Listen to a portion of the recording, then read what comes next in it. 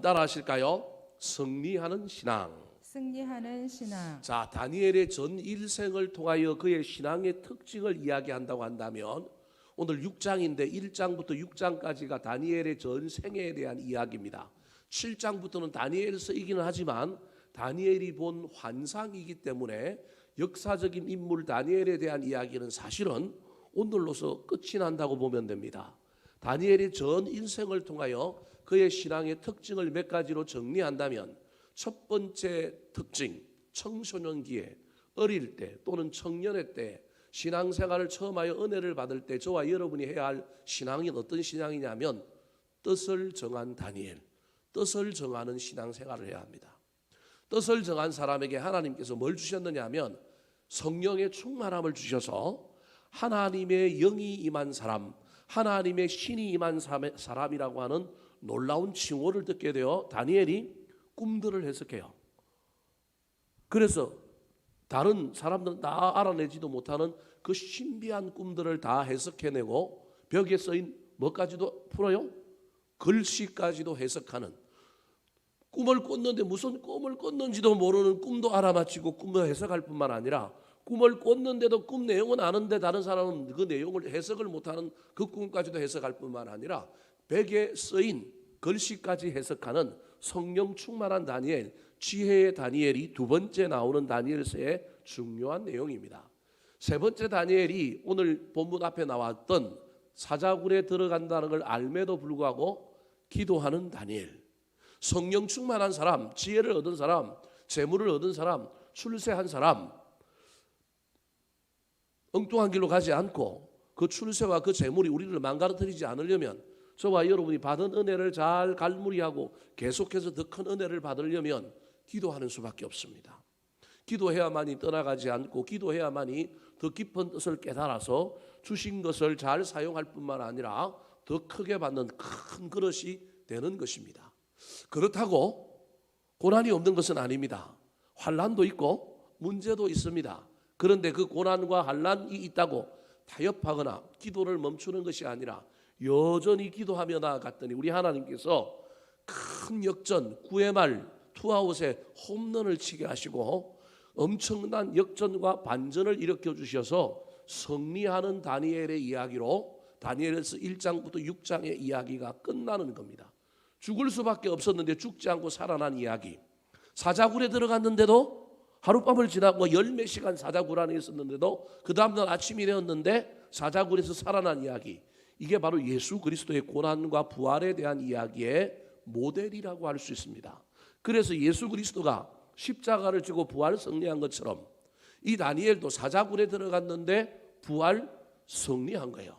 그래서 예수님이 훗날 가이사랴 빌립보에서 야 사람들이 너 난 누구라고 하느냐 그랬더니 어떤 사람은 엘리야라 그러고 어떤 사람은 예레미야라 그러고 또 다른 성경에 보면 뭐로도 나오느냐 하면 다니엘에 대한 이야기도 나오는 이유가 다니엘의 인생이 예수 그리스도를 예표하기에 충분한 모델과 같은 사람이기 때문에 그렇습니다. 7장부터 설명할 때 다시금 여러분에게 말씀드리겠지만 이스라엘 역사는 구약과 신약이 있으면 구약과 신약 사이에 암흑기라고 하는 중간기라고 하는 것이 있습니다. 그러니까 말라기 선지자 이후부터 예수님이 오시기까지 아니 세례 요한이 오기까지 중간에 영적으로 암흑기가 있는데 이 암흑기를 밝히는 사람, 이 암흑기에 예수님과 같은 모든 포로민들에게 또 흩어진 이스라엘 구약의 유대인들에게 희망과 같은 인물이 누구냐 하면 다니엘인 거예요. 그래서 다니엘서가 여러분 선지서의 마지막에 있는 이유, 모든 성경에 보면 말라기까지 쭉 이어지는 성경 속에서도 그래도 그 후대에 있는 이유 중에 하나가, 그리고 그 다니엘이 본 환상이 나오고 그 환상의 의미가 미래에 대한 이야기이기도 하지만 이스라엘 백성들은 유대인들은 해석하기를 그 다니엘이 죽은 이후에 헬라라고 하는 제국이 일어나서 로마 앞에 제국이 일어나서 그 중간기를 지나는 그들을 핍박하고 그들을 힘들게 했을 때 그들이 신앙의 모델로 삼아야 했던 인물이 누구냐 하면 다니엘이기 때문에 그러는 거예요. 제가 왜 이런 설명을 하느냐 하면 신약에서 우리는 예수님을 이 사순절 기간에 모델로 삼지만 구약에 아니 지금 현대 유대인들은 예수 그리스도가 왔음에도 불구하고 오지 않았다고 여전히 믿는단 말이에요. 그러면서 그 예수 그리스도의 버금가는 인물로 가장 가까이 누구를 추앙하느냐 하면 다니엘이라고 하는 사람을 승리의 화신으로 추앙하고 있기 때문에 제가 오늘 여러분에게 예수 그리스도의 어떤 모델이다, 전조에 해당되는 상징적인 인물이다 그렇게 말하는 겁니다.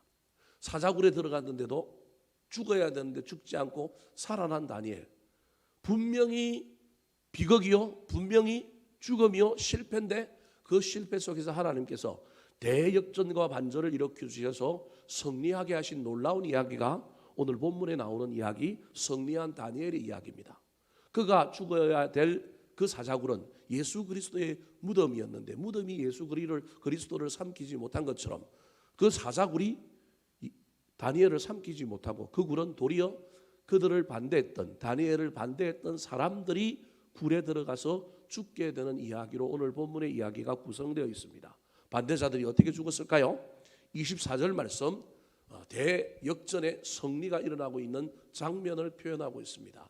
같이 한번 읽어보겠습니다. 시작. 왕이 말하여 다니엘을 참수한 사람들을 끌어오게 하고 그들을 그들의 처자들과 함께 사자굴에 던져 넣게 하였더니 그들이 굴 바닥에 닿기도 전에 사자들이 곧 그들을 움켜서 그 뼈까지도 부서뜨렸더라. 바닥에 닿기도 전에 다니엘하고 지내는 바람에 그 앞에도 굶었는데 사자들이 다니엘이 오는 바람에 먹을 줄 아는데 못 먹었잖아요. 얼마나 배가 고팠으면. 그 다니엘을 반대했던 사람들이 발이 당해도 떨어지기 전에 사자들이 바닥에서 뭐 했다는 거예요? 점프해가지고 그 떨어지는 반대자들을 잡아먹었다. 그래서 뼈까지 다 쓰러뜨렸다, 어스터렸다 그렇게 표현하고 있는 것입니다. 사랑하는 성도 여러분, 이 사순절을 지나는 동안에 저와 여러분에게 예수 그리스도의 부활의 놀라운 승리가 우리의 삶의 영역에서 나타났으면 좋겠습니다. 질병의 영역에서, 직업의 영역에서, 물질의 영역에서, 우리 내면의 심령의 영역에서 저와 여러분이 부활 승리하는 놀라운 역사가 일어났으면 좋겠습니다. 그게 너무 어렵다면 오늘 본문에 나오는 다니엘의 이야기를 통하여 우리 인생에 수많은 사자굴이 있음에도 불구하고 그 사자굴에 우리는 안 들어가기를 바라는데 들어간다 할지라도 들어갔어도 기도함으로 그 속에 있어도 낙심하지 않고 주를 의지함으로 승리한 다니엘처럼 우리 인생에도 승리의 놀라운 경험들이 많아지게 되기를 예수님의 이름으로 축복합니다. 자, 그렇다면 승리하는 신앙이 되기 위해서는 어떻게 해야 될까요? 승리하는 신앙을 가졌던 다니엘은 어떤 사람이었기 때문에 하나님께서 그의 인생에 사자굴이 있었음에도 불구하고 그 굴을 돌파하여 승리하는 인생이 되게 했을까요? 첫 번째입니다. 따라하시겠습니다. 섬기는 사람. 섬기는 사람. 하나님은 섬기는 사람에게 승리하게 하십니다. 오늘 본문에 사자굴에 들어갔던 이 다니엘의 죽음을 기정사실화 여기고 너무너무 안타까워하여 그 시체라도 잘 끄집어내어서 장사를 치러줄 요양으로 다니엘을 아꼈던 다리오라고 하는 왕이 그 사자굴에 가서 슬피 부러지려며 탄식하는 이야기가 20절에 나옵니다. 자, 20절 말씀 같이 한번 읽어볼까요? 시작. 다니엘이 든 굴에 가까이 이르러서 슬피 소리질러 다니엘에게 묻되 살아계시는 하나님의 종 다니엘아, 내가 항상 섬기는 내 하나님이 사자들에게서 능히 너를 구원하셨느냐 하니라. 물어보고 있는데 대답할 거라고 생각하지 않고 한탄 같은 소리를 하는 거예요. 너무너무 마음이 아파서 죽을 것이라고 당연히 생각하고 슬피 소리질러 꼭 하는 것처럼 마음이 찢어지는 그 마음을 가지고 다리오 왕이 그냥 공허하게 사자굴을 향하여 소리쳐 물어봅니다. 대답할 거라고는 꿈에도 생각을 안 했습니다. 그런데 여러분, 저 이야기 속에 이 다리오 왕이 이 죽었을 거라고 생각했던 다니엘이라고 하는 사람을 슬퍼하며 부러지는 가운데 다니엘이 그동안 어떻게 살았는지를 보여줍니다.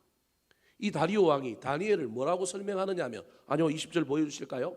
자기가 본 다니엘과 하나님의 관계를 뭐라고 얘기하냐면 네가 항상 섬기는 내 하나님. 그러니까 다리오 왕의 눈에는 다니엘이 어떻게 보였다는 거예요? 늘 하나님을 섬기는 사람으로 보인 거예요. 여러분, 저와 여러분의 신앙이 내 스스로의 관념과 내 생각으로만 끝나면 큰일 납니다. 딴 사람 눈에 어떻게 보일까? 그 사람 비위를 맞추고 그 사람에게 잘 보이려고 하는 것이 아니라 내 신앙의 객관적인 모습은 딴 사람의 눈에 보이는 겁니다. 여러분 잘 기억하셔야 됩니다. 그래서 우리는 공동체적으로 신앙생활을 해야 될 이유 중에 하나는 나는 내 신앙이 좋은 줄 안다니까요. 나는 문제가 없다고 자꾸 착각한다니까요. 그런데 공동체적으로 하나 모여서 사는 가운데 깎이고 다듬어져야 톱니바퀴가 서로 잘 맞아서 돌아가는 것처럼 돌아가지게 되는 겁니다. 나 혼자 신앙생활 하는 거야. 내가 장땡이죠. 언제나 내가 제일 옳고 제일 잘하지요. 그러나 서로 맞붙어서 살아가는 가운데 점검받기도 하고 다른 사람의 눈에 보인 내 모습을 한번 바라보기도 하고 때로는 내가 자아도취에 빠져서 내가 전혀 모르고 살아갈 때 누군가 해주는 소리 기분은 나쁘죠. 아니 지가 뭔데 내 신앙에 대해서 얘기를 해요. 인간인 이상 기분은 나쁘죠. 그래도 들어봐야 되지 않겠습니까?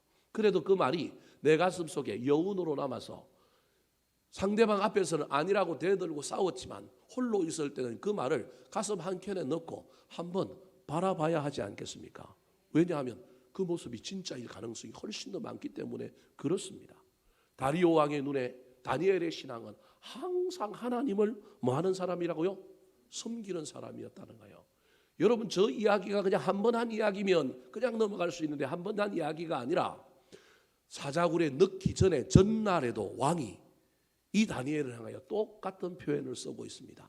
자 앞에 있는 16절을 한번 읽어볼까요? 16절 시작. 이에 왕이 명령하매 다니엘을 끌어다가 사자굴에 던져 넣는지라. 왕이 다니엘에게 이르되 내가 항상 섬기는 너의 하나님이 너를 구원하시리라 하니라. 저기도 네가 항상 섬기는 너의 하나님. 하나님과 다니엘의 관계는 하나님을 다니엘이 항상 뭐 했다고요? 섬겼다는 거예요. 그래서 16절 때문에 어떤 성경학자들은 20절을 저처럼 대답이 없을 거라고 생각하지 않고 신랄 같은 희망을 가지고 어쩌면 하나님이라면 다니엘이 섬기는 하나님이라면 다니엘을 구할 수도 있었을 것이다라고 하는 일말의 기대감을 가지고 다리오 왕이 그 다음날 아침에 사자굴에 가서 다니엘을 불렀다 그렇게 해석하는 사람도 있습니다.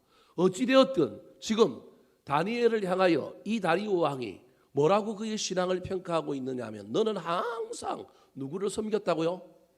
하나님을 섬겼다라는 거예요. 자 그렇다면 하나님을 섬겼다라고 하는 저 표현의 구체적인 내용이 뭘까요? 어떻게 하는 것이 하나님을 섬기는 것일까요? 우리 하나님을 섬기는 방법이 수도 없이 많겠지만 그 중에 최고의 방법은 뭘까요? 예배입니다. 예배. 여러분 섬기다라고 하는 단어가 히브리어로 에베드라고 하는 단어인데요. 에베드라고 하는 단어는 문자 그대로 동사와 명사형이 좀 다른데요. 동사로 쓰면 무릎을 꿇다, 엎드리다 이런 뜻입니다. 명사로 쓰면 하인입니다. 하인, 종입니다. 종. 그러니까 에베드라고 하는 말에서 뭐가 나오느냐 하면 구약에 나중에 예배가 나옵니다. 무릎을 꿇는 사람. 우리가 하인으로서 주인에게 복종하는 것처럼 하나님께 무릎 꿇고 예배하는 사람. 그래서 구약의 예배라고 하는 단어가 섬긴다라고 하는 단어에서 나옵니다. 예배는 하나님을 향하여 인간이 섬길 수 있는 최고의 섬김입니다. 부모를 섬기는 것처럼 저와 여러분이 하나님을 섬길 때 내 마음과 뜻과 정성을 다하여 온 마음을 다하여 생명을 다하여 하나님을 섬기는 것, 즉 예배하는 것이 우리 하나님을 가장 잘 섬기는 것입니다. 교회 안에서 봉사하지 마라, 일하지 말라 그런 얘기가 아니고요. 수많은 일들이 다 어떤 측면에서는 예배지만 최고의 본질적인 예배 저와 여러분이 잘 드리면 하나님 섬기는 사람이 되고 그 사람에게는 우리 하나님께서 성립케 해주시는 놀라운 일을 베풀어 주신다는 사실을 기억하여 예배에 승리하는 자가, 예배로 하나님을 잘 섬기는 자가 하나님의 승리를 맛볼 수 있다는 것을 기억하여 저와 여러분의 삶에도 이 놀라운 은혜를 경험하게 되기를 우리 구주 예수 그리스도의 이름으로 축원합니다. 두 번째, 오늘 본문에 나오는 승리하는 신앙, 다니엘의 신앙은 무엇일까요? 첫 번째가 제가 섬기는 신앙이라 그랬습니다. 섬기는 신앙은 예배하는 신앙입니다. 예배하는 신앙 속에는 기도도 들어가잖아요. 그래서 다니엘이 하루 3번 뭐 한 거예요? 기도했지만 사실은 기도만 한 게 아니라 뭘 한 거예요? 예배했다라는 말이 그 안에 크게 포함되어 있다라는, 우리는 단순히 기도와 예배를 자꾸 구분하는데 이 동양적인 사고이기 때문에 그러는 거예요. 구약은 기도 이꼴 예배고 예배 이꼴 기도란 말이에요. 두 번째입니다. 따라하시겠습니다. 겸손한 사람. 겸손한 사람. 하나님께서는 겸손한 사람에게 성립케 해주십니다. 왜냐하면 그 승리가 자기 때문에 온 것이 아님을 고백할 것이기 때문에 그렇습니다. 교만한 사람에게 승리를 주면요, 하나님이 주신 줄 모르고 내가 했다 그러기 때문에 우리 하나님이 승리케 해주셔도 별로 재미를 못 보셔요. 그래서 우리 하나님은 겸손한 사람에게 승리케 해주십니다. 자, 사자굴 앞에 서서 다리오 왕이 다리엘이 죽은 줄 알고 탄식했는데 사자굴에서 들려오는 뜻밖의 소리가 있었습니다. 도리어 다니엘이 왕에게 안부를 묻습니다. 왕이여, 만세무강하옵소서. 그리고 난 다음에 자기의 처지를 알려줍니다. 자, 22절 말씀 같이 한번 읽어볼까요? 시작. 나의 하나님이 이미 그의 천사를 보내어 사자들의 입을 봉하셨으므로 사자들이 나를 상해하지 못하였사오니 이는 나의 무죄함이 그 앞에 명백함이오며 또 왕이여, 나는 왕에게도 해를 끼치지 아니하였나이다 하니라. 자, 왕에게도 해를 끼치지 않았고 나는 사자굴에 들어가서 안 죽었으니 내가 저들이 참소하는 것과 달리 죄가 없습니다. 그렇게 얘기하면서 그 앞에 뭐라고 얘기하고 있느냐면 내가 기도로 사자들을 다 물리쳤습니다. 내가 신기가 있어서 나에게 놀라운 능력이 있어서 사자들이 얼씬도 못했습니다. 이렇게 이야기하지 않고 뭐라고 얘기하고 있어요? 나의 하나님이 이미 그의 천사들을 보내어 사자들의 입을 탁 봉해놓고 기다렸다가 다니엘이 내려오니까 얼마나 훈련을 잘 시켰는지 대통령 강행군기처럼 천사 하나가 내려가고 사자들을 다 모여놓은 거예요. 다 길을 들여놓은 거예요. 그래서 야, 주인님 오셨다 인사해라 그런 것처럼 사자들이 전부 다니엘 앞에 앉아 있는 거예요. 어쩌면 다니엘은 그때부터 아침이 되도록 하나님께 예배했을 것입니다. 그 예배의 청중은 사자들이었을지도 모릅니다. 이 모든 일을 누구에게 돌리고 있냐면 내 능력도 아니고 하나님이 하셨다. 이미 그의 천사들을 보내서 사자들의 입을 봉하셨다. 겸손한 사람은 영광을 누구에게 돌리느냐 하면 하나님께 돌립니다. 하나님께 영광을 돌리는 사람에게 하나님은 승리의 기적을 가져올 뿐만 아니라 그 겸손한 사람의 삶을 이용하여 하나님이 더 크게 영광 받고 싶어서 이미 다니엘이 영광을 돌렸지만 더 크게 영광 받고 싶어서 단순히 정적들이 다니엘을 제거하려고 하는 이 이야기를 역전시켜서 마귀가 예수 그리스도 죽이면 하나님의 아들 죽이면 자신들이 온 세상의 주인 되려고 했던 것을 역전시켰던 것처럼 하나님께서는 이 일을 통하여 정적들도 해결할 뿐만 아니라 다리오 왕의 입을 통하여 많은 사람에게 하나님을 증거하게 하고 복음이 전파되게 만들고 하나님이 영광받는 엄청난 일을 전도의 효과적인 대사건으로 만들어버린 역사적인 일이 사자굴이에요. 그래서 구약의 사자굴이 신약의 골고다 언덕이란 말이에요. 이 일들을 통하여 악한 마귀의 계계는 그냥 무너뜨리고 하나님은 그 일을 통하여 더 큰 놀라운 일을 행하셨던 것처럼 사자굴의 이야기를 통하여 겸손의 왕으로 오셨던 예수 그리스도가 십자가 지고 골고다 가셨듯이 겸손한 사람 다니엘이 이 겸손으로 하나님의 놀라운 승리를 맛봄으로 말미암아 그의 겸손이 단순히 하나님께 영광을 올려드리는 걸 넘어서서 겸손한 사람은 복음을 전하는 일에 쓰임받게 되는 겁니다.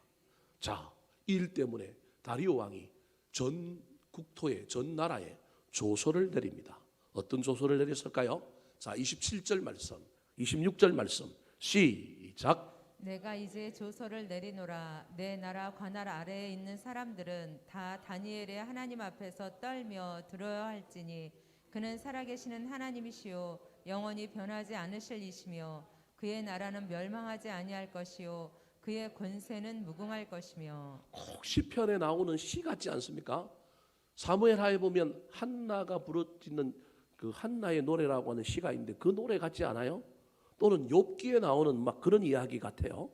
아주 이방인 임금인데 저 다리오가 기가 막히게 이야기하잖아요. 너희들은 다니엘의 하나님 앞에 떨며 두려워해라. 그런 살아계시는 하나님이다.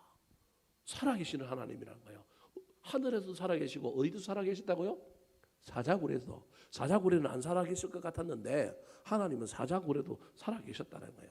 여러분, 그러므로 저와 여러분의 사자굴을 무서워할 필요는 없습니다. 하나님은 그곳에서도 뭐하고 계신다고요?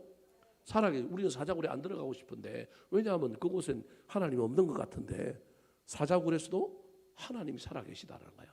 자, 28절 27절 시작. 그는 구원도 하시며 건져내기도 하시며 하늘에서든지 땅에서든지 이적과 기사를 행하시는 이로써 다니엘을 구원하여 사자의 입에서 벗어나게 하셨음이라 하였더라. 자, 다니엘의 노래의 특징이 뭐냐면 앞에 구원 뒤에 구원입니다. 그러니까 다니엘은 하나님은 살아계시는 분인데 살아계시는 하나님은 뭐 하시는 분이냐 여러 개 하시지만 그 모든 걸 통칭하며 뭐 하시는 분이라고요? 구원하시는 분이라는 거예요. 어디에서도? 하늘에서도. 또 어디에서도? 땅에서도. 이런 놀라운 시를 짓는다는 건 믿음이 들어왔고요. 놀라운 체험이 일어난 겁니다. 다니엘의 사자굴 사건을 통하여 그가 사자굴에 들어가지 않았지만 이 이야기를 통하여 이 다리오라고 하는 사람이 하나님을 알게 되는 겁니다. 영광을 돌리는 겸손한 사람, 그 놀라운 다니엘 때문에 하나님이 기쁘시기도 하지만 이 일을 통하여 한 사람이 전도되어서 다리오라고 하는 왕이 하나님을 고백하는 거예요. 근데 그의 영향력은 엄청나게 커서 그 때문에 하나님께 돌아올 사람들이 너무도 많은 거예요. 오늘 우리 전도팀이요 전도하는데 몇 명 모인지 여러분 아셔요?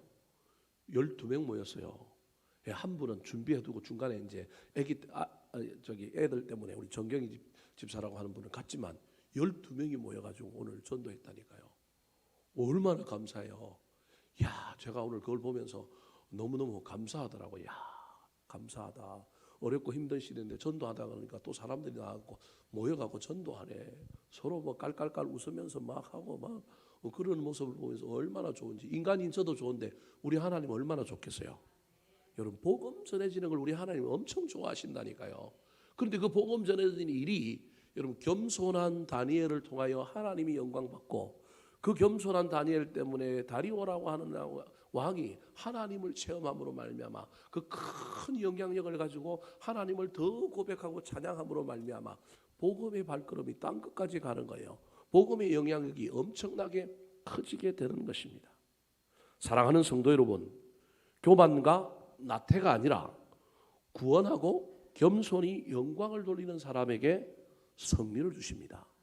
승리를 줬는데 교만해지거나 승리를 줬는데 그 승리를 만끽하면서 나태해지거나 그런 사람들을 우리 하나님 줘봤더니 이거 안 준 것보다 못하더라는 거예요. 도리어 승리를 맛보고 난 다음에 신앙이 옛날보다 더 못해지더라고요. 교만해지고요. 승리를 맛보고 난 다음에 나태해지고요. 하나님이 승리를 주신 이유를 깨달아야 되는데 그 이유를 못 깨닫고 그냥 승리에 도취되어 있는 거예요. 주신 분은 기억도 안 나고 주신 것에 도취돼 가지고 그냥 살아가는 거예요. 그래 우리 하나님이 안 주시는 거예요. 그런데 겸손한 사람에게 승리를 줬더니 그 사람은 영광을 누구에게 돌리더라고요? 하나님께 돌리더라. 그리고 그 사람 때문에 그 겸손한 사람 때문에 다른 사람이 영향을 받아갖고 다른 사람이 주께로 돌아오고 그 사람이 또 하나님의 놀라운 복음을 전하는 놀라운 일들을 통하여 하나님이 온 세상에서 영광받는 일석이조 일석삼조의 일이 일어나니 하나님께서 그 사람에게 승리를 안 주시겠어요? 놀라운 나비 효과가 일어나는 사람, 그 사람이 겸손한 사람이라는 거예요. 예수 그리스도가 이 땅에 오셔서 십자가를 통과하여 부활의 놀라운 승리를 주셔서 저와 여러분이 구원을 받았는데 그 구원의 첫 시작은 저 높고 높은 하늘 보좌를 버리시고 겸손의 왕으로 예수님께서 이 땅에 오셨기 때문에 시작된 겁니다. 주님은 겸손의 왕으로 이 땅에 오신 겁니다. 이게 놀라운 승리의 시작이라고 한다는 사실을 기억하여 저와 여러분의 인생에 승리가 보이지 않고 승리하는 경험이 부족할 때 더 우리 하나님께 겸손함으로 나아가서 승리 주실 때 그 놀라운 승리를 우리 하나님께 올려드리고 우리 하나님 영광 받으시게 하는 저와 여러분이 되어서 겸손하여 승리를 맛본 우리를 더 큰 승리로 이어주시는 것을 경험했으면 좋겠습니다.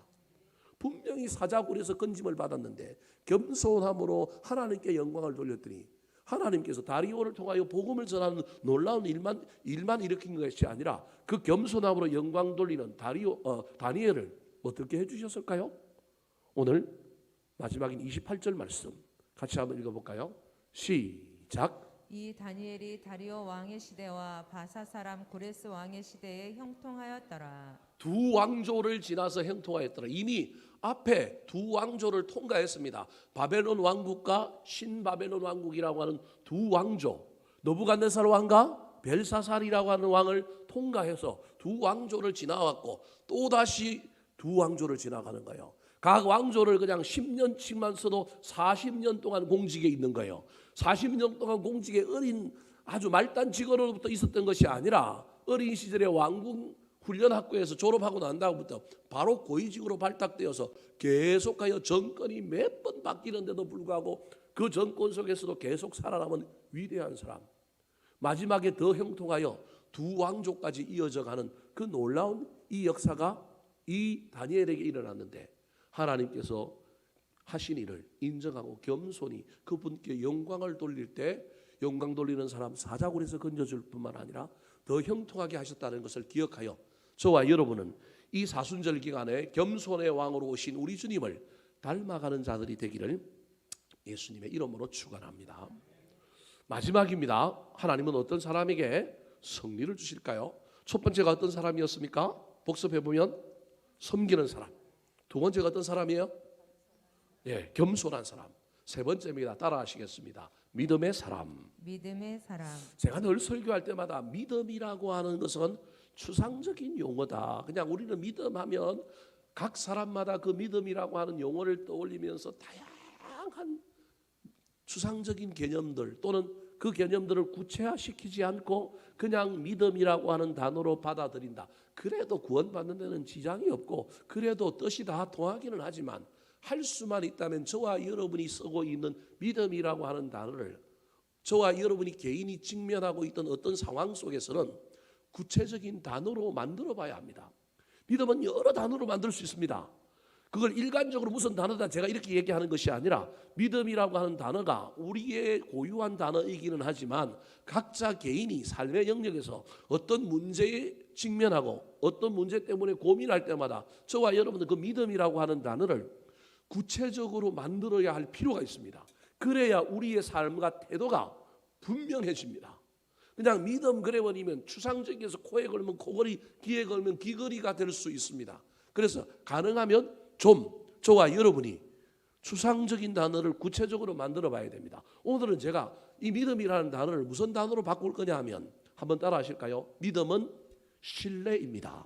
믿음은 신뢰입니다. 가장 보편적인 어휘의 변화입니다. 이거 뭐 독특할 것도 없고 뭐 이상한 해석도 필요 없습니다. 믿는다라고 하는 것은 믿는 대상을 우리가 믿고자 하는 그 사람 또는 어떤 그 대상을 향하여 내가 신뢰함으로 뭐 하는 거예요? 따르는 거예요. 신뢰함으로 의지하는 거예요. 그게 믿음이에요. 신뢰하고 따르는 거예요. 믿음이라고 하는 단어를 저는 오늘 이 사자굴에 들어간 다니엘의 이야기를 통하여 뭘로 바꾸고 싶으느냐 하면 신뢰라고 하는 단어로 바꾸고 싶어요.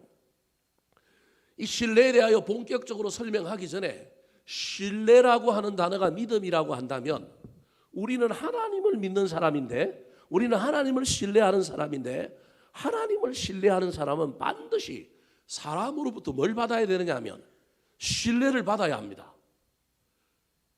여러분 이제 이렇게 이야기하니까 쉬울 거예요. 우리가 예수를 믿는데 교회가 믿음의 사람들이 세상 사람들로부터 신뢰를 못 받는다고 하는 것은 우리의 믿음에 문제가 있는 거예요. 사실은 너무 추상적인 믿음으로 신앙생활을 하고 있기 때문일 수도 있어요.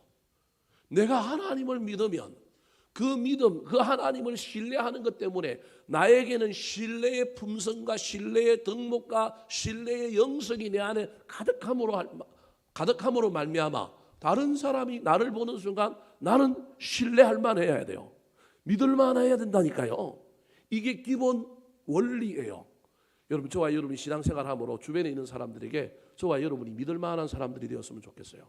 신뢰받을 만한 사람들이 되었으면 좋겠어요.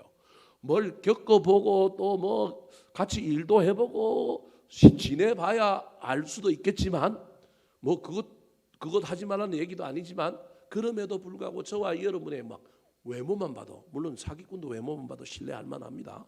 그래서 살아보긴 살아봐야 되는데 그래도 예수 믿는 사람이라고 한다면 누군가가 나를 보는 순간에 내가 믿을 만하고 신뢰할 만해야 합니다. 또는 그렇지 않다 할지라도 저 사람 겪어보니 저 사람 만나보니 저 사람 믿을 만하네. 저 사람 신뢰할 만하네. 여러분 이게 위로 하나님을 믿는, 하나님을 신뢰하고 하나님을 의지하는 사람에게 옆으로 사람들과 관계에서 일어나야 할 중요한 이야기입니다. 제가 지금 왜 이야기를 하느냐 하면요, 다니엘은 하나님을 믿는 사람이었는데 하나님을 믿으니 왕이 누굴 신뢰한다라는 거예요. 다니엘을 신뢰한다라는 거예요. 이게 기본이라는 거예요. 아니, 신하가 왕을 신뢰해야 되는데 왕보다 더 높으신 하나님을 다니엘이 신뢰하고 의지하고 믿으니까 왕이 자기가 최고인 줄 알았는데 자기에게 신뢰를 주는 사람, 자기에게 믿을 만한 사람이 보이는 거예요. 총리 3명을 세웠는데 2명이 믿을 만해요? 안 믿을 만해요?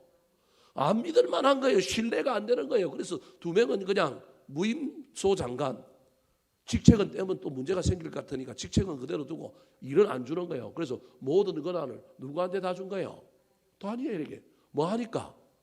믿을 만하니까, 신뢰가 되니까. 그것 때문에 시기는 있어요. 그럼에도 불구하고 시기는 다른 문제고 신뢰할 만한 사람이 되었다고 하는 그 사실 하나가 그 사람이 하나님을 신뢰한다라고 하는 중요한 의미를 가진다는 거예요. 다리오 왕이 얼마나 다니엘을 신뢰했을까요? 18절과 19절 말씀, 오늘 본문에 나온 이야기만 봐도 엄청나게 신뢰했다는 걸 알 수 있습니다. 자, 18절 19절 시작. 왕이 궁에 들어가서는 밤이 새도록 금식하고 그 앞에 오락을 그치고 잠자기를 마다하니라. 이튿날에 왕이 새벽에 일어나 급히 사자굴로 가서 전날 다니엘을 사자굴에 던져놓고 난 다음에 왕이 너무 마음이 힘들어요. 반대자들은 이 밤에 뭐 했을까요? 부어라 마셔라, 우리의 정적인 다니엘이 죽었다, 이제 우리 세상이 돌아왔다, 이제부터 우리가 짝짝꿍 해서 다 해먹으면 된다, 그러면서 얼마나 그랬을까요? 자기가 섬기는 왕은 가슴이 얼마나 아픈지를 헤아리지 못하는 사람들인 거예요. 왕이 눈앞에 없어요. 왕을 신뢰한다고 하면서, 왕을 돕는다고 하면서 왕의 마음이 자기들 마음에 없는 사람들, 얼마나 왕이 좀 안타까운 사람들하고 함께 있는 거예요. 그런데 왕은 밤이 새도록 뭐 했어요? 금식해요. 오락을 그치게 하고요. 잠자기를 뭐 했어요? 뜬 눈으로 세운 거예요.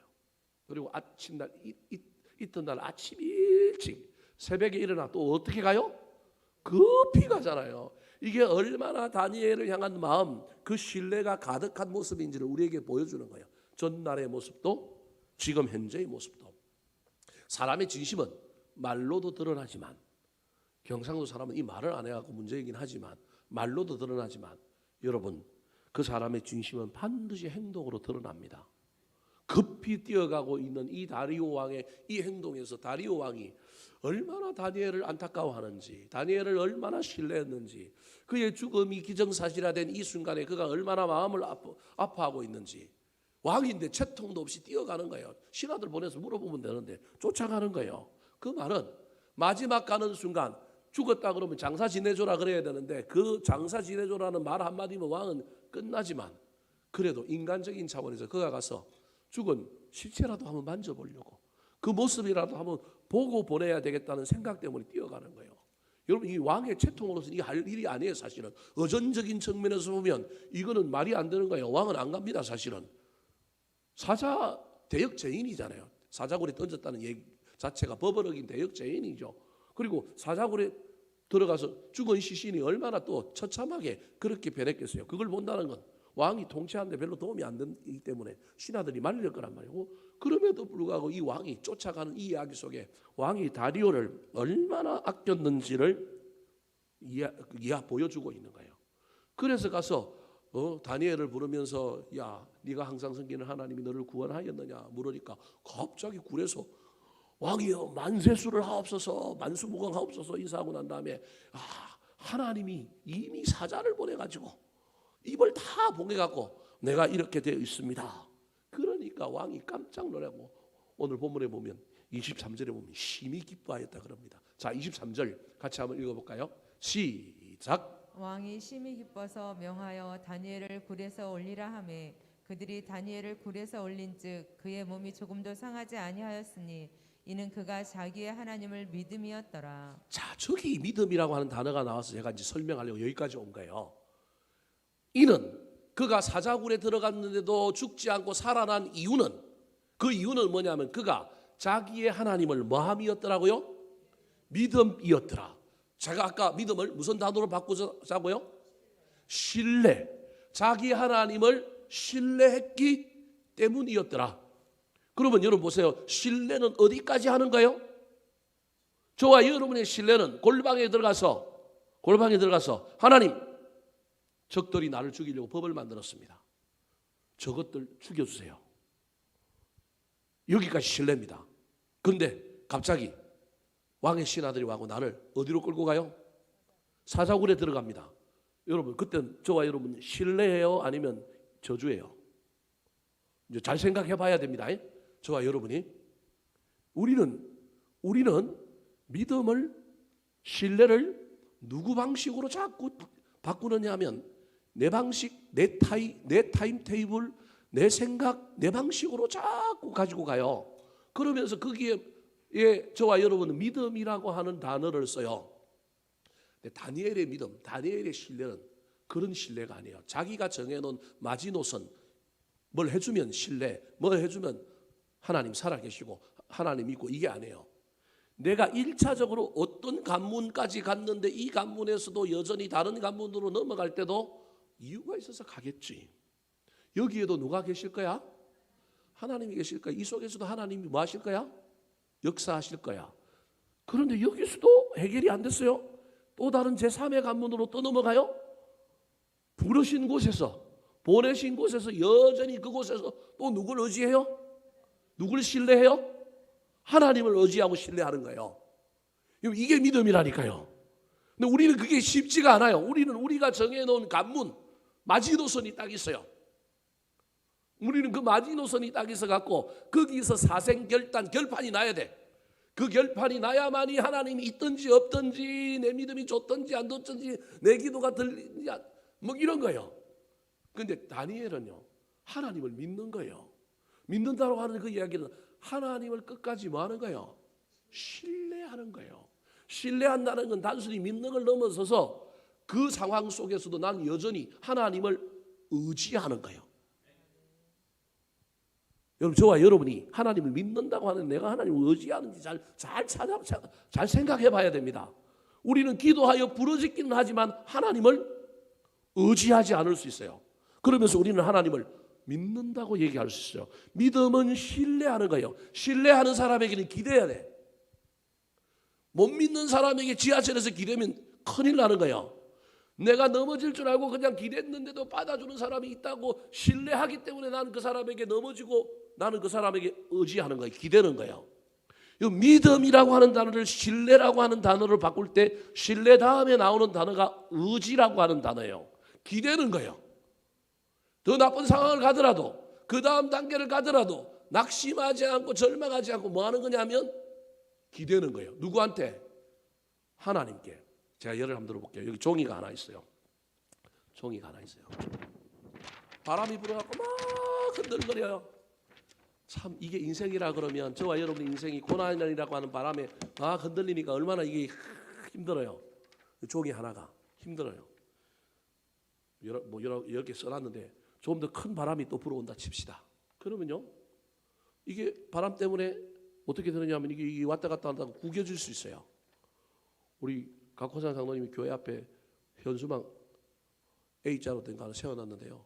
그거 누가 넘어뜨려가지고 물이 새고 나니까, 바람이 많이 부니까 물이 없어갖고 그게 지난 한 주간 동안은 막 도로에 날리고 돌아다니고 막 그래갖고 그게 잘 세워져 있던 게 좀 찌그러졌어요. 보면 알 거예요. 찌그러졌어요.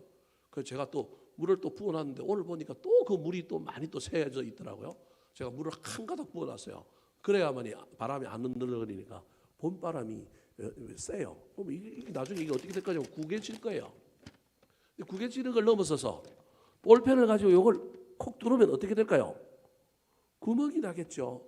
우리 인생의 바람이 흔들리기도 하고, 고난 가운데 우리 인생의 고난 때문에 막 구겨지기도 하고. 이 마지막 장이니까 괜찮아요. 제 머릿속에 다 있어요. 이게 이 인생인데 이게 누가 공격을 해갖고 아까 막 우리 인생을 볼펜을 갖고 콕 찌르면 구멍이 나서 영원히 구멍 난 것처럼 인생이 얼마나 힘들어요. 이 견디기 쉬울까요? 어려울까요? 어려워요. 그런데 여러분, 하나님이라고 하는 벽에 붙어 있다고 생각해봐요. 이 종이가 벽에 잘 붙어 있어요. 제가 하나님, 죄송해요. 제가 하나님이라고 벽에 붙어 있다고 쳐요. 인생이 바람이 불어요.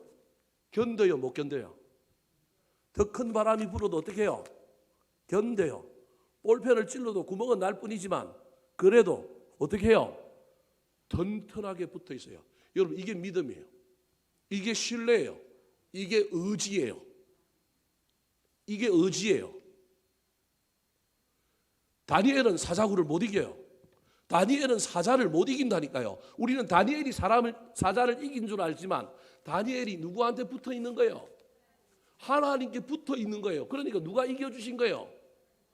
다니엘은 사자를 못 이기지만 다니엘과 함께 계시는 하나님은 사자를 이기시는 거예요. 여러분, 우리는 절대 사자 못 이겨요. 우리는 절대 사자굴에 들어가면 못 살아나요. 그런데요, 신뢰하면 돼요. 누구를? 하나님을 신뢰하면 되는데, 신뢰한다는 말이 하나님을 믿으면 되는데, 믿는다는 말이 하나님을 신뢰한다는 말이에요. 신뢰한다는 말은요, 내가 누구를 의지하는 거예요. 근데 저와 여러분 하나님을 의지할 거 같고, 우리 인생이 지금 하나님께 요만큼 붙어 있고요. 요만큼 붙어 있다니까요. 지금 저도 요만큼 붙어 있어요. 여러분만 그렇게 있는 게 아니라 우리가 다 요만큼 붙어 있다니까요. 하나님 앞에. 그래놓고 때로는 요만큼 붙어 있는 거 붙어는 있잖아요. 붙어 있으니까 우리는 하나님께 의지하고 있고 믿음이 있다고 있고 우리는 하나님을 의지한다고 얘기하는 거예요. 근데 바람이 앞에서 불면 조금 괜찮아, 여기 붙어 있으니까 이렇게 견딜 수 있어요. 근데 이놈이 어디서 불어요? 뒤에서 갑자기 불면 이거 어떻게 돼요? 떨어져 나가 버린다니까요. 그때부터 의심이 들고 회의가 들어오고, 하나님 어디 계시나, 내가 예수를 몇 년 믿었는데 이렇게 되는 거예요. 다니엘은 사자굴에서도 누구한테 붙어 있었다고요?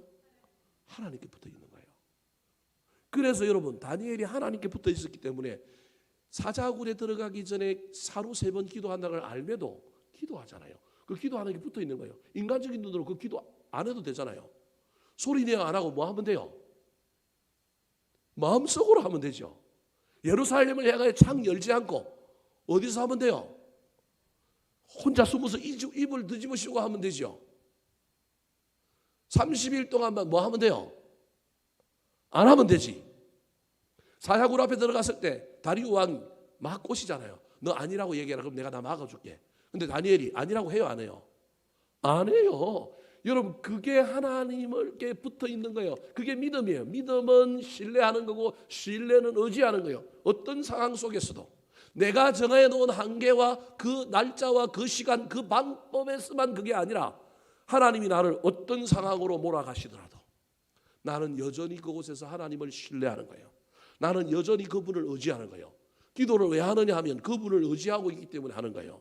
근데 기도를 왜 못하느냐 하면 그분을 의지하지 않기 때문에 우리가 하나님께 붙어는 있지만 다른 걸 의지해 보려고 자꾸 눈가를 돌리고 머리를 굴리니까 뭐가 안 되는 거예요? 기도가 안 되는 거예요. 왜냐하면 의지를 안 하고 딴 것을 의지해 보고 딴 데도 방법이 여러 개면 좋잖아요. 여러분, 이게 구약시대 이스라엘 백성들의 우상 숭배의 이유였어요. 도와주는 것이 여러 개면 좋지요. 하나님도 도와주고 아수르신도 도와주고 이방신도 도와주면 좋잖아요. 돕는 데가 여러 개 있으면 좋겠네요. 근데 하나님은 돕는 데가 여러 개 있는 걸 좋아하는 게 아니고 누구만 돕기를 원하시는가요? 하나님만. 이게 믿음이라니까요. 세상 사람들은 이게 이해가 안 되죠. 일석삼조, 일석이조, 일석삼조 좋은 게 좋은 거죠. 더 많으면 훨씬 더 좋은 거죠. 근데 신앙의 원리는 그게 아니라는 거예요. 여러분, 어느 순간까지만 해도 많은 게 좋고요. 좋은 게 좋을 수가 있어요. 그런데 사자굴은 그렇지가 않아요. 인생의 사자굴, 인생의 다른 길에서는 여러분 절대적으로 하나님을 믿음으로 신뢰하고 의지해야 합니다. 그 믿음을 가지고 있는 사람이 하나님이 뭘 주신다고요? 승리를 주시는 거예요. 요만큼 붙어 있는데 자기는 믿고 있다고 하나님 승리 주실 거라고 생각하면서 요게 팔랑거리면서 지금 딴 데 지금 쳐다보고 있는 거예요. 딴 데 지금 바라보고 있는 거예요. 그러니까 하나님이 그래 한번 해봐. 승리를 안 주는 거예요. 안 붙어 있는 사람도 많아요. 제가 보기엔 수요 예배 나오시는 많은 분들은 대부분 그래도 어느 부분들은 다 하나님께 붙어 있습니다. 저도 마찬가지고요. 여러분이 인생길 살아가는 동안에 하나님께 조금씩 더 붙어 가십시오. 여기 팔에 붙어 있다가 조금씩 안으로 들어오시고요. 조금씩 더 들어왔고요. 하나님께 붙어 있십시오. 그런다고 강신자가 되거나 그런다고 막 재산은 다 하나님께 갖다 퍼들고 뭐 정명석한테 다 갖다 주는 이런 거 아니에요. 여러분 너무 걱정. 우리 하나님 절대 그런 분 아니에요. 저와 여러분의 사자굴 같은 인생의 큰 고비를 만날 때 정말로 방법이 없다. 정말로 수가 없다. 정말로 이건 하나님밖에 없다고 할 때는요. 하나님께 찰싹 달라붙으십시오. 그러면요. 우리 하나님이 해주실 거라니까요. 자꾸 우리가 절반은 하나님 절반은 세상 경계선 위에 서가지고 이쪽 간봤다가 저쪽 간봤다가 하니까 하나님이 가만 내버려 두고 있는 거예요. 여러분 아브라함이 믿음의 조상이 된 이유가 뭐예요? 아브라함 믿음의 조상이라고 얘기하지만 믿음의 조상은요 이삭 드릴 때 그때 믿음 조상 된 거예요. 그 전에는요 믿음 없었다는 얘기가 아니고 믿음의 조상은 아니에요. 믿음은 있었지만요 절반만 붙어 있었던 거예요. 가나안 땅에 들어왔잖아요. 갈대아 우르에서 말씀을 쫓아서 갈 바를 알지 못하고 내가 네게 지시할 땅으로 가는 얼마나 믿음이 좋아요. 본토 친척 아비 집을 버리고 가는 그 믿음이 얼마나 대단해요. 근데 믿음이 조상은 아닌 거예요. 와봤는데 땅이 없어요. 여전히 그 가나안 사람들이 그 땅에 다 살고 있어요. 저 북쪽 단에서부터 브엘세바까지 왔는데도 자기 땅이 없어요. 땅 주신다 그래서 왔는데 땅이 없어요. 그래서 얼마나 힘이 들었을까요? 근데 하나님 꿈에 나타나고 야, 이 땅 너한테 준다. 하늘의 별과 같이 많이 준다 그러니까 그때 단과 아이 사이에서 뭘 쌓아요?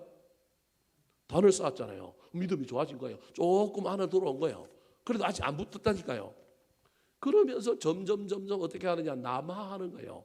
북쪽에서부터 남방 지역 네게브라고 하는 지역으로 남하를 해요. 왜 아브라함이 왜 남하하느냐 하면 하나님의 약속을 신뢰하면 그 자리에 단과 브엘세바에서 단과 아이 사이에서 단을 쌓고 거기 있어야 되는데 못 붙어 있어. 땅이 또 어디 밑에 있을까? 또 저기 있을까? 어디에 숨겨져 있나? 점점 내려가는데 점점 내려갈수록 하나님은 국제적인 상황까지 나쁘게 만들어가고 온통 뭐가 들게 만들어요? 기근이 들게 만들어, 흉년이 들게 만들잖아요. 그래서 남방이라고 하는 이스라엘 제일 남쪽 땅 네게브라고 하는 도시에 딱 서가지고 고민하잖아요. 그때 흉년이 바람이 탁 부니까 이 종이가 어떻게 되는 거예요? 탁 떨어져 갖고 어디로 가는 거예요? 애굽으로 갔다니까요. 이 종이가 하나님께 붙어 있다가 떨어져 버렸다니까. 애굽에 간 게 떨어진 아브라함이에요. 그래서 아내 누이를 살아라, 아내를 누이라고 속이고 팔아먹잖아요. 지창금은 많이 생겨갖고 흉년의 문제는 해결됐는데 약속의 땅과 약속의 자손이 하나님이 아브라함이 주신 그 언약의 핵심인데 약속의 자식을 낳아줄 사라를 팔아먹어버렸잖아요. 근데 하나님은 그걸 견딜 수가 없는 거예요. 야곱은 언약을 팽개쳤는데 우리 하나님이 바로의 집안에 뭘 내려요? 재앙을 내요. 무슨 재앙인지는 성경에 얘기 안 해요. 뭐 왕국에 전염병이 돌았든지 그 왕국에 자기 본처 왕비가 애를 낳았는데 죽었든지 뭔지는 모르겠지만 왕국에 갑자기 뭐가 막 생긴 거예요. 그래서 애굽 바로가 자기 밑에 있는 술사들 불러갖고 야 도대체 왜 무슨 일이 생겼냐 그랬더니 그 술사들이 성경에 있는 얘기가 아니라 제가 여러분에게 설명을 쉽게 하기 위해서 이야기하는 거예요. 그 술사들이 누굴 지목한 거예요? 저 여자 때문입니다. 그런데 꿈에 누가 나타난 거예요? 하나님 나타나고 너 어찌 안에 있는 여자를 남편이 있는 여자를 데리고 왔느냐. 그 바람에 깜짝 놀래가지고 아브라함 불러갖고 너 왜 아내인데 누이라고 속였느냐. 네가 있어갖고 우리 나라에 큰 망조가 들었으니 너 빨리 가라 그러면서 아내 팔아먹고 돈 받았는데 또 떠나가라고 뭘 줘요? 지창금 돈을 됐다 많이 주잖아요. 그래갖고 양도 많고 소도 많아지니까 아브라함이 소도 많고 롯도 소도 많아지니까 나중에 뭐 때문에 싸워요? 목초지 때문에 싸운다니까. 많으면 싸우는 거예요, 여러분. 그래서 나중에 아브라함과 롯이 어떻게 되는 거예요? 갈라서잖아요. 그래서 다시 올라와서 다시 붙은 거예요. 아브라함이 그 이후에 이게 붙어서 완전히 붙은 게 아니고요. 요만큼 붙어서 늘 다녔다니까요. 요만큼 늘 붙어서 다니다가 하나님이 100세에 얻은 아들 이삭을 뭐 하라고요? 바치라 그런 거예요. 그때 아브라함이 깨달은 거예요. 이제 이거 바짝 붙은 거예요. 그래, 가보자. 어디까지? 모리아산까지. 이곳에서도 하나님을 의지하자. 신뢰하는 거예요. 그래서 칼을 들고 자기 아들 이삭을 죽이려고 하는데 하나님이 깜짝 놀라고 아브라함 이거 하나님이 급하게 나타나요. 저들을 내버려두면 저게 내가 테스트 해보는 건데 저게 그대로 할 것 같은 거예요. 이때 아브라함이 하나님께 완전히 붙은 거예요. 이걸 믿음인 거예요. 그동안에 믿음이 없는 건 아니에요. 믿음이 있었어요. 저와 여러분 이렇게 돼 있다니까요. 여러분 점점 이걸 많이 붙여갔으면 좋겠습니다. 그런 사람에게 반드시 우리 하나님이 승리를 주십니다. 왜냐하면 이렇게 붙은 사람 깨닫는 거예요. 이렇게 붙은 사람은 승리하면 하나님도 주셨지만 내가 좀 잘났어. 그죠? 우리가 좀 멋져서 내가 좀 예수를 잘 믿어서 이거 승리를 줬다고 얘기할 수밖에 없는 저와 여러분이잖아요. 근데 이렇게 붙은 다니엘은 오늘 누가 했다 그래요? 하나님이 했다고 사자를 보내서 했다 그러잖아요. 이런 사람에게는 반드시 승리를 주신다는 사실을 기억하여 저와 여러분도 할 수만 있다면 나를 좀 쳐서 복종시키고 나를 거슬려서 하나님께 완전히 붙어보려고 애를 쓰시기 바랍니다. 하나님께 붙으면 막 불편하고 손해될 것 같죠? 아닙니다. 하나님 우리 마음대로 하시게 해주실 겁니다. 그런데 여전히 어디든 가든지 그때는 하나님이 내 뒤에 서 계실 겁니다. 나를 따라오실 것입니다. 저와 여러분의 인생 가운데 이 놀라운 다니엘의 승리가, 예수 그리스도의 승리가 저와 여러분에게 승리가 되는 날이 속히 오게 되기를 우리 구주 예수 그리스도의 이름으로 축원합니다. 한번 따라 하실까요? 승리하는 신앙, 승리하는 신앙, 섬기는 사람, 섬기는 사람, 겸손한 사람, 겸손한 사람, 믿음의 사람. 믿음의 사람.